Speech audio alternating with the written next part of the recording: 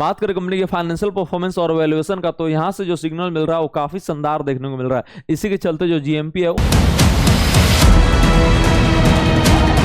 सारे फैक्टर्स को कंपेयर करें, कंपनी का बिजनेस क्या है, सेक्टर आउटलुक क्या है, फाइनेंशियल परफॉर्मेंस क्या है, वैल्यूएशन क्या है और पीयर कंपैरिजन क्या है, तो जो हमारा ओवरऑल रेटिंग निकल के आ रहा है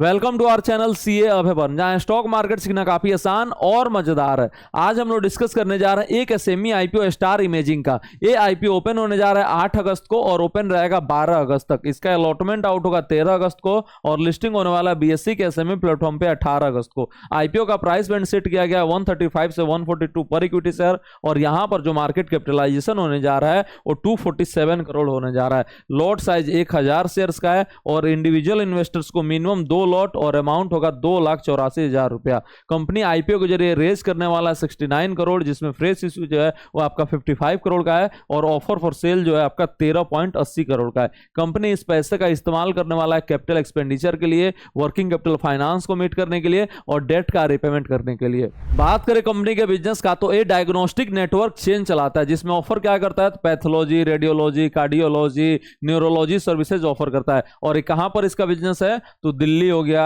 उत्तर प्रदेश हो गया, उसके बाद से नासिक हो गया, यहां पर एक कामकाज करता है। और दिल्ली में कहां सर्व करता है, तो आपका बिजनेस टू कस्टमर, उसके बाद से बिजनेस टू बिजनेस और business to government. Uttar Pradesh में सिर्फ गवर्नमेंट के लिए काम करता है और नासिक में भी आपको गवर्नमेंट के लिए काम करता है। कंपनी का अगर हम बात करेंगे तो 1978 में एस्टेब्लिश हुआ था as a Janata x ray clinic और कंपनी जो है उसके बाद से प्राइवेट लिमिटेड बना और उसके बाद से अभी आपका जो है पब्लिक लिमिटेड कंपनी बना है। उसके बाद से अगर हम देखेंगे कंपनी जो एक्वायर क्या किया था, स्टार इमेजिंग पैथलैब को एक्वायर कर लिया था, उसके बाद से स्टार हेल्थ केयर को एक्वायर किया था। इसका कोर सर्विसेज क्या है, तो एक्सरे हो गया, उसके बाद से मेमोग्राफी हो गया, देन सीटी स्कैन हो गया, 4D 5D अल्ट्रासाउंड हो गया, बोन मिनरल डेंसिटी हो गया, ओपीजी, इसका की सर्विसेज हो गया रेडियोलॉजी में। उसके बाद से पैथोलॉजी, कार्डियोलॉजी, न्यूरोलॉजी, ये सारे सर्विसेज ऑफर करता है। उसके बाद से अगर हम बात करेंगे अदर डिटेल्स का, तो एज ऑफ 31 मार्च 2025 कंपनी के पास 2 से 11 फुल टाइम एम्प्लॉइज है और इसका बैंकर जो है आपका स्टैंडर्ड चार्टर्ड बैंक है। और इस सेक्टर में अगर हम लोग ग्रोथ का बात करेंगे तो वो भी आपको काफी ज्यादा देखने को मिलता है,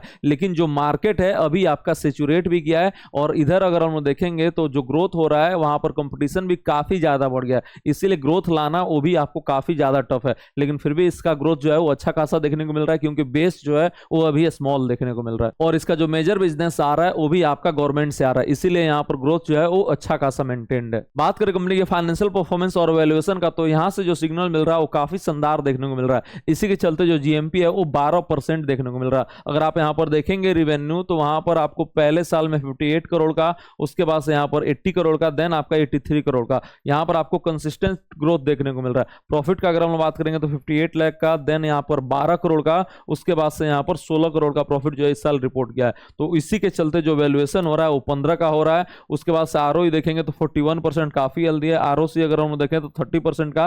प्राइस टू बुक वैल्यू वो थोड़ा सा नेगेटिव है। डेट टू इक्विटी आपका कंफर्टेबल है, थोड़ा सा कम रहता तो और बेहतर होगा और एक कंपनी जो है डेट का रिपेमेंट करेगा तो ये बेहतर हो जाएगा। उसके बाद से रिटर्न ऑन नेटवर्थ का बात करेंगे यहाँ पर तो 40% का देखने को मिल रहा है। उसके बाद से अगर हम लोग फिक्स्ड एसेट देखेंगे तो यहाँ पर भी आपको अच्छा खासा ग्रोथ देखने को मिल रहा है। 20 करोड़ का अभी भी फिक्स्ड एसेट है और बोरोइंग्स जो है यहाँ पर आपको 32 करोड़ है, ये थोड़ा सा नेगेटिव है। कैश बैलेंस कंपनी के पास अगर हम लोग देखें तो अभी भी आपका 5 करोड़ का देखने को मिल रहा है और रिजर्व एंड सरप्लस में भी आपको अच्छा खासा यहाँ पर इंक्रीज देखने को मिल रहा है। तो ओवरऑल अगर हम लोग बैलेंस शीट देखेंगे, फाइनेंशियल परफॉर्मेंस देखेंगे और इफिशियंसी देखेंगे तो आपको अच्छा खासा देखने को मिल रहा है। उसके बाद से अगर हम लोग देखेंगे इसका परफॉर्मेंस अपने पीयर्स के कंपैरिजन तो भी आपको काफी सही देखने को मिल रहा है। इसका जो पीयर्स है वो चंदन हेल्थ केयर हो गया, उसके बाद से विजय डायग्नोस्टिक हो गया, मेट्रोपोलिस हेल्थ केयर का हो गया। उसके कंपैरिजन में अगर आप देखेंगे आरओसी तो आपका इंडस्ट्री के आसपास है, बल्कि हाईएस्ट है। आरओई अगर हम लोग देखेंगे तो भी इंडस्ट्री में हाईएस्ट है।